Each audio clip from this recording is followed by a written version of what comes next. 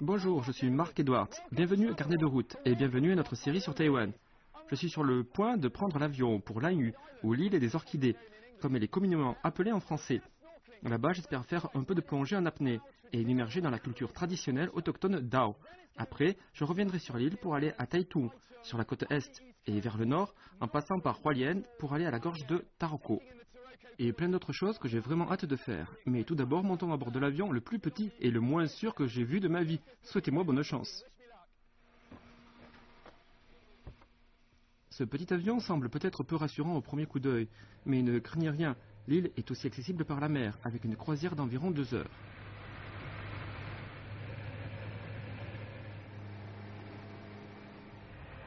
Nous voici dans le petit avion. On y est finalement arrivé. En fait, c'est une formidable petite chose. Il y a de la place pour 19 personnes et ça prend à peu près 20 minutes pour se rendre sur l'île. Nous devrions y être d'une seconde à l'autre. À environ 90 km au sud-est de Taitung, vous trouverez un des véritables joyaux de Taïwan émergeant de la mer. Lanhu est une destination d'une incroyable beauté et d'un attrait culturel inépuisable. Cette île, couleur émeraude, couvre une région de seulement 45 km² et c'est la terre ancestrale d'une des tribus autochtones de Taïwan, une tribu de navigateurs, les Dao. 现在我们在哪？我们在东青这边啊，东青对小村子，有几个小村子？有6个村庄，啊，有一个小6个村庄。这个都是这个东青这边是东青，那边是原因。所以然后我们全部可以看那个大社。Avec une population de plus de 3500 insulaires de tradition pacifique, les Dao ont des liens culturels et linguistiques très forts avec les habitants des îles Baatan des Philippines. L'histoire de Lanhu a surtout été forgée par son isolement. Ses habitants furent pratiquement laissés à eux-mêmes pendant quelques 800 ans. Ce qui explique en partie pourquoi les bouleversements de la modernité n'ont pas vraiment atteint Lanhu. Une des sources d'ennui est la température. Le climat est chaud et humide, avec de forts vents et de fréquents typhons durant les mois d'été, causés par sa situation géographique. Mais si vous êtes à la recherche de vives émotions conjuguées à un spectacle culturel intemporel et à un cocktail d'aventure, alors l'île des orchidées est pour vous. Mais ne vous en faites pas s'il pleut, parce que c'est peut-être mieux pour visiter certains endroits. Plusieurs résidences de l'île des orchidées ont été conçues pour s'adapter à cet environnement unique. Alors ne manquez pas la chance de visiter les maisons semi-souterraines de style Dao.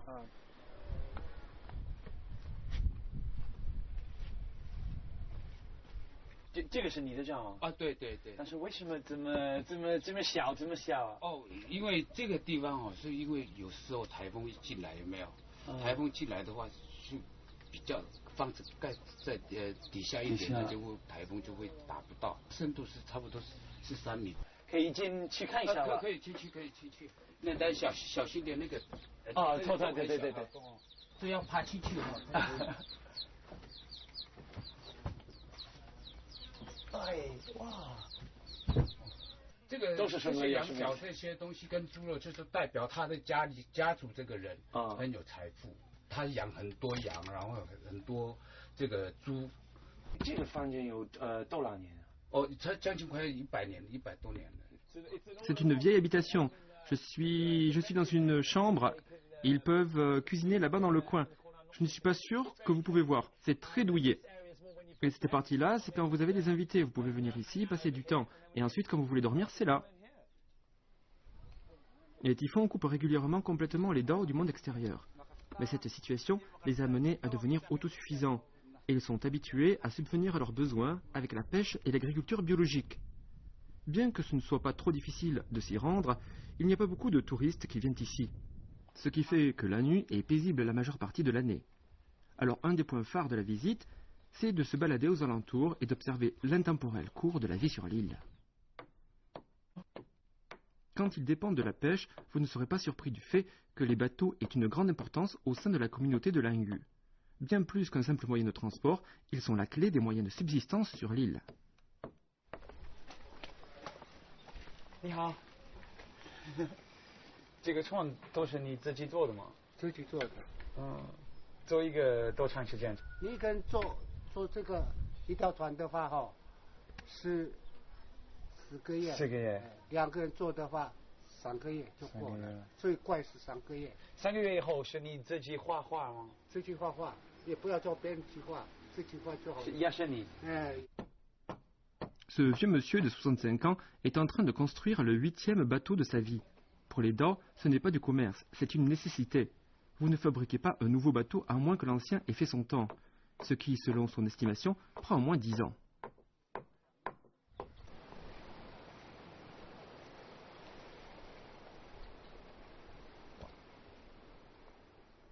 Et voilà le résultat final.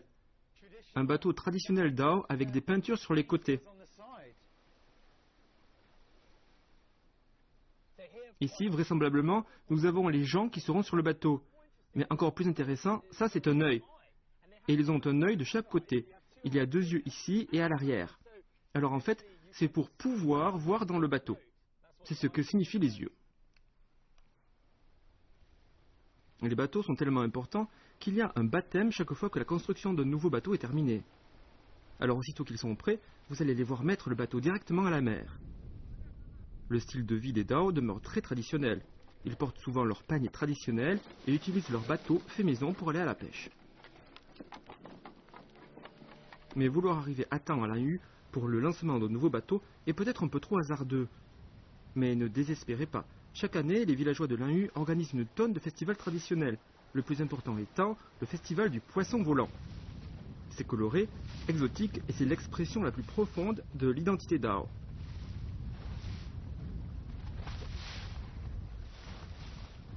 Ça se déroule chaque printemps, juste avant la saison du poisson volant. Vous aurez votre lot de pagnes, de chapeaux d'acier et de plastrons, alors que les hommes partent en mer dans leur canoë.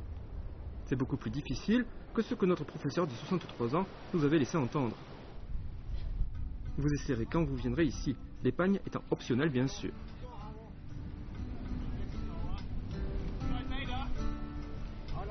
Et vous verrez toutes les compétences dont ont besoin ces gens pour assurer leur subsistance. Oui, je suis la risée du village. C'est là que vous prenez conscience que votre famille mourrait probablement de faim ici si vous deviez la nourrir.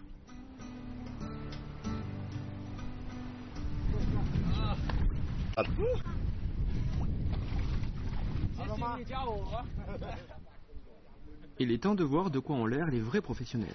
Ils viennent juste de revenir d'un voyage de pêche. Alors allons voir la prise d'aujourd'hui.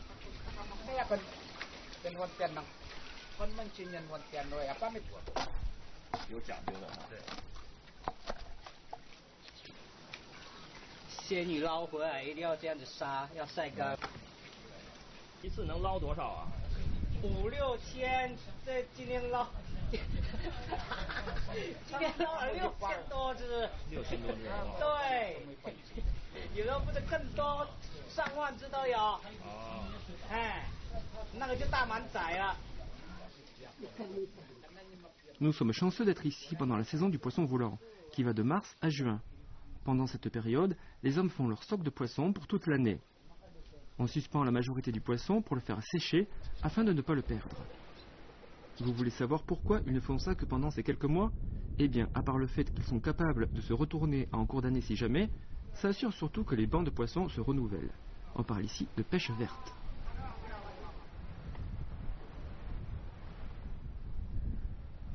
Where have you come from? Hong Kong. Hong Kong? Yes. Are you here working or holidaying or? Holiday. Holiday? Yes. Why did you come to Lanhu? Because it's so quiet. So quiet. I just love this quiet environment. And the people are so nice. Time is precious thing in Hong Kong, but time is nothing here. Hong Kong people have plans. The people here do not have plans. They just relax and just relax. they enjoy the simple life. Yes,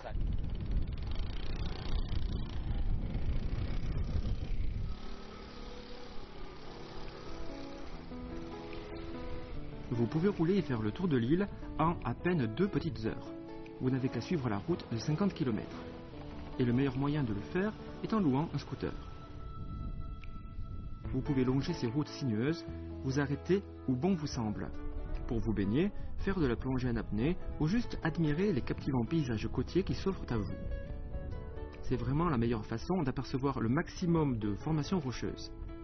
Il y a des lions, des dragons, des tortues et même des amoureux qui vous observent et vous surveillent.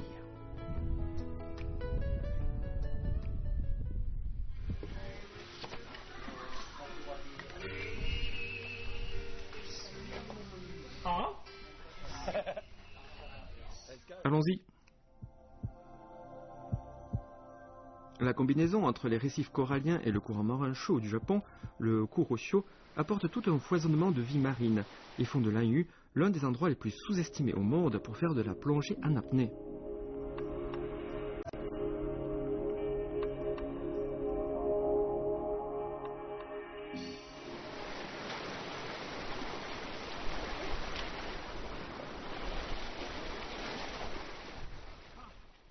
C'était vraiment incroyable. Pendant la plongée en apnée, c'est tellement clair. Je pouvais voir tout. Sérieux, venez faire de la plongée en apnée.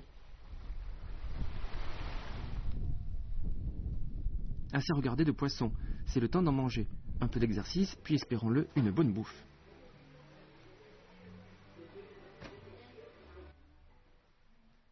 Je viens d'arriver au café L'Épicurien et en regardant vite fait les lieux, vous remarquez un peu de culture traditionnelle dedans, dans les peintures autour, et quelques trucs plus modernes. Je pense qu'il y a l'internet gratuit par là, et un joli bar. Et ce qui semble être une carte de... Ah oui, c'est ça, nous sommes juste ici. Yeah, so now you can see this is a famous food in Orchid Island. This is a flying fish. Flying fish? Flying fish and this is taros and sweet potato. Okay. It's the Same thing. original daily food, the people, local people. Ah. Very important food here. En dépit des apparences, l'île des Orchidées est loin de manquer d'installations pour touristes. On trouve des logements chez l'habitant, des auberges et des gîtes un peu partout sur l'île. Mais cet endroit est probablement le plus remarquable. Le café épicurien est un mélange parfait de tradition et de modernité. De la bonne nourriture locale avec de bons cocktails exotiques bien musclés. Are you from Lanhu? No, I'm from Taipei. Oh, okay. So how come you're here? 你是从Lanhu来的吗？啊，但是你不是。我不是。 What happened? I just a romantical story. What's the romantic story? When I was traveling, I met him.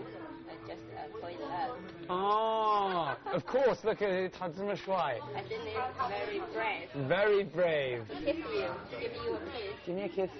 亲亲，亲亲，亲亲。 Your hair. À la minute où vous quittez le bord de la mer, le soleil vous suivra inévitablement. Ce n'est pas vraiment une mauvaise chose si vous voulez faire un peu d'exercice. Et notre prochain arrêt est Guansha. C'est une ancienne ville d'exploitation forestière, désormais mieux connue pour ses 12 km de pistes cyclables panoramiques qui bouclent la ville. Ici, il y en a pour jeunes et moins jeunes, et ça paraît évident quand vous voyez la diversité des gens ici. Vous remarquerez que faire du vélo et de l'exercice en général est extrêmement populaire à Taïwan. Quelle belle journée! Le soleil brille, je bronze, je roule sur ces pistes cyclables. J'ai des palmiers de chaque côté, des champs à ma droite où je peux voir le style de vie de la population locale. Je vais vous dire, c'est vraiment fou. Je suis complètement relax là. Super.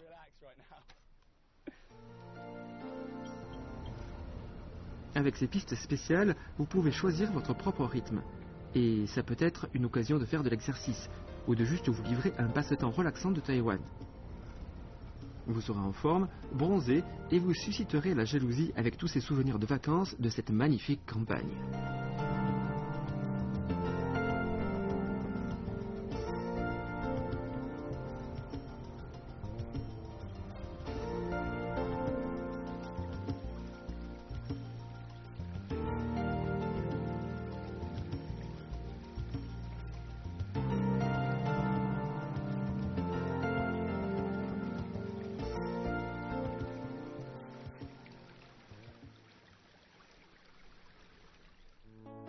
Si vous êtes à la recherche d'adrénaline, allez sur le haut plateau de Louyé. C'est l'endroit idéal si vous êtes prêt à risquer votre vie. Et n'ayez crainte, même si votre instructeur porte le nom sinistre de Lucifer.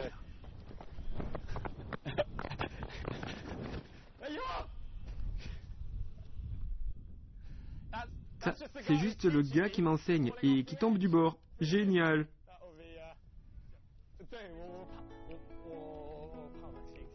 Situé à quelques kilomètres au nord de Taitung, Louyé est largement considéré comme étant le site estival de parapente par excellence de Taïwan. Ça, c'est grâce au plateau ici, qui coupe net et donne sur une vaste plaine agricole. Offrant aux pilotes des kilomètres de vol magnifiques au-dessus de la plaine, ce sport et cet endroit en particulier deviennent de plus en plus populaires.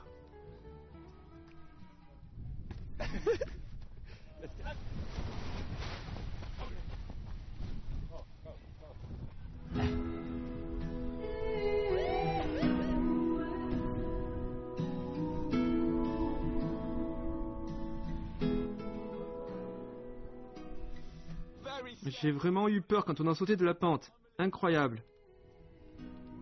Surplombant ce qui est communément connu sous le nom de corridor de Rodong, vous ne devez pas manquer la vraie vue d'ensemble très éprouvante pour les nerfs.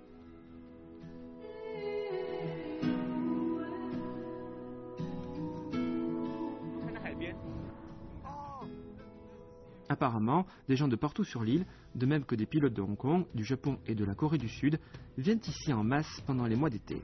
Et pourquoi pas, il n'y a pas de supplément pour les vols privés ici, pour autant que vous ayez le permis de piloter de classe C. Mais si vous préférez le siège arrière, alors ne craignez rien. Il y a plein d'instructeurs, autres que Lucifer, qui vous montreront avec bonheur comment voler et profiter de cet exaltant moment dans les airs.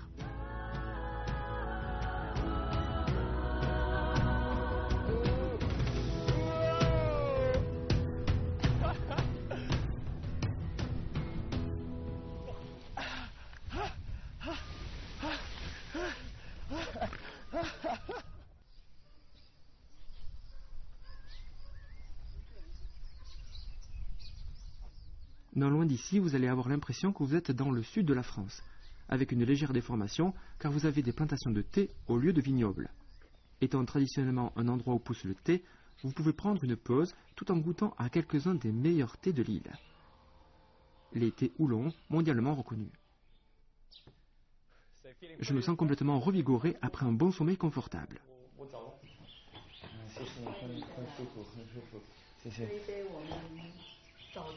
Oh, OK. 今天早上刚好泡的清茶。谢谢。好喝吗？很好喝。 Ok, il est temps de reprendre la route, et conduire à Taïwan est tout simplement divin. Bien sûr, principalement grâce aux fascinants paysages, qui sont captivants partout où vous alliez, mais aussi parce qu'on dirait qu'il y a toujours quelque chose qui vous donne envie de sauter de la voiture pour aller voir. Et la route du corridor de Rodong ne fait pas exception. Vous trouverez des montagnes, des fleurs, des fermes et un petit quelque chose de différent.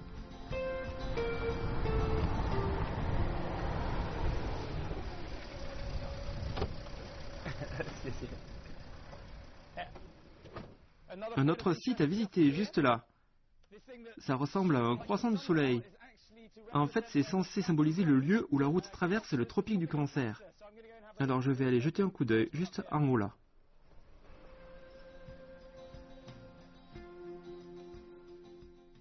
Alors c'est ça, cette ligne sur laquelle je suis juste ici, c'est le tropique du Cancer.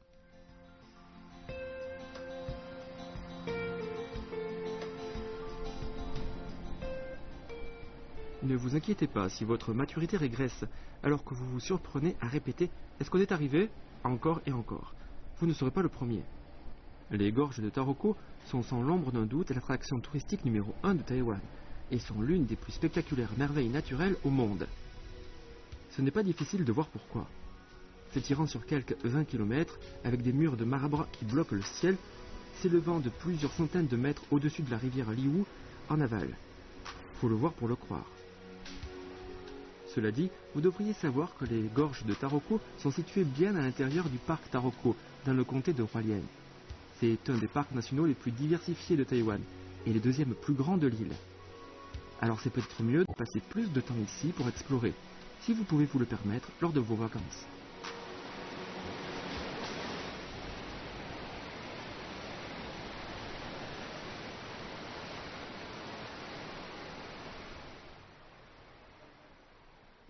C'est considéré comme l'une des merveilles naturelles mondiales les plus spectaculaires. Et mon Dieu, c'est hallucinant. Je vois tellement de marbre pur là. Je veux dire, c'est du marbre pur partout, aussi loin qu'on puisse voir et même plus. C'est incroyable de penser qu'il y a des millions et des millions d'années, tout ça était sous la mer. C'est fascinant, regardez ça.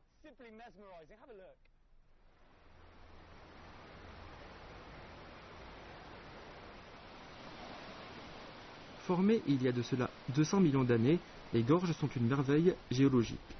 Lentement mais sûrement, grâce à la sculpture et à l'érosion laborieuse des rochers de marbre par la rivière Liu, Taïwan a été doté d'un site touristique d'une rare beauté. Et comme à peu près toutes les autres destinations touristiques de Taïwan, ce ne serait pas complet sans l'apport culturel de ces tribus autochtones. Ici, ce sont les Truku, ou la tribu Taroko, le 12e groupe ethnique autochtone de Taïwan. Ils sont environ 23 000 et sont de célèbres chasseurs, tisseurs et chanteurs.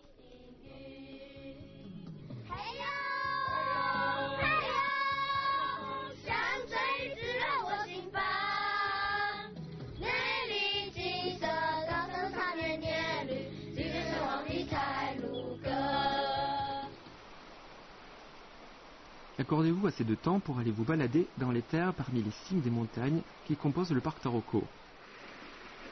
Elles forment le merveilleux pôle d'attraction touristique principal de la région, mais elles ne constituent qu'une petite partie du parc. Le reste est fait d'un réseau de pistes de randonnée aisément praticables, de sources chaudes et de quelques-unes des montagnes les plus difficiles à escalader de Taïwan.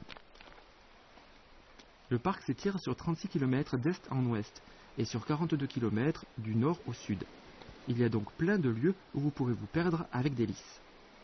Vous ne serez pas seul, puisque la faune est abondante ici. Alors, avis aux amateurs de nature, organisez-vous pour vous éloigner de la gorge et faire un peu d'exploration. Presque à chaque tournant, vous vous retrouverez face à un lagon cristallin ou à une des 108 espèces de papillons vivant ici.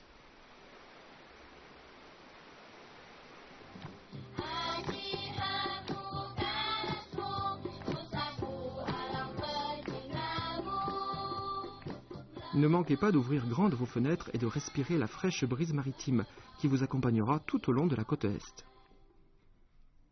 Alors, peu importe le moyen de transport que vous aurez choisi, que ce soit un minivan comme nous, ou un train, ou que vous louiez un scooter, je vous suggère de suivre la route de Kanding tout au sud, jusqu'à Geelong tout au nord, et vous aurez comme compagnon de route, comme vous pouvez le voir à droite, l'océan Pacifique.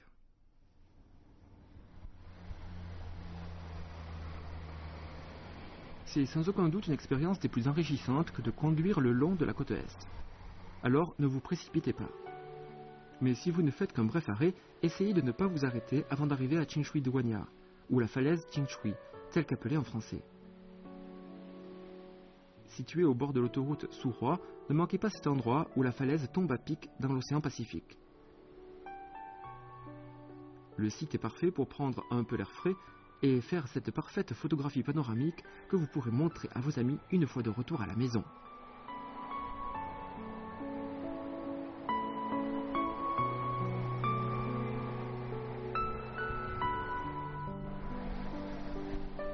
Et ainsi de suite jusqu'à Foulon, où, si vous étiez venu avec nous, vous auriez fait un cercle complet, et où tout le reste de votre voyage aurait été de bons souvenirs. Peut-être vous n'aurez pas le temps d'aller à tous les endroits que nous avons visités, mais malgré tout, vous serez agréablement surpris et étonné de ce que Taïwan a à offrir. Et plus que tout, vous apprécierez le fait que ce soit vraiment une île d'une indicible beauté et à la myriade de charme. Et oui, c'est vraiment avec le cœur très lourd que je suis arrivé au nord-est de l'île de Taïwan. Et c'est parce que ça signifie la fin de notre série en tant que tout. J'ai eu 3 incroyables semaines d'aventure ici. J'ai rencontré des gens incroyablement accueillants et généreux. Je me suis gavé de la meilleure nourriture que j'ai mangée de ma vie. Et j'ai été complètement renversé par la beauté des paysages. Nous avons eu quelques jours de malchance où la température n'était pas de notre côté. Des jours ensoleillés en ville et des jours comme aujourd'hui où nous sommes sur la plage et que le ciel est tout gris et qu'il vente. Mais comme on dit, ça fait juste partie du lot de tracas que peut avoir un voyageur. Bon, je ferais mieux de partir avant de décider d'emménager ici pour de bon. Je suis Marc Edwards et je vous retrouve très bientôt pour notre épisode de Carnet de route.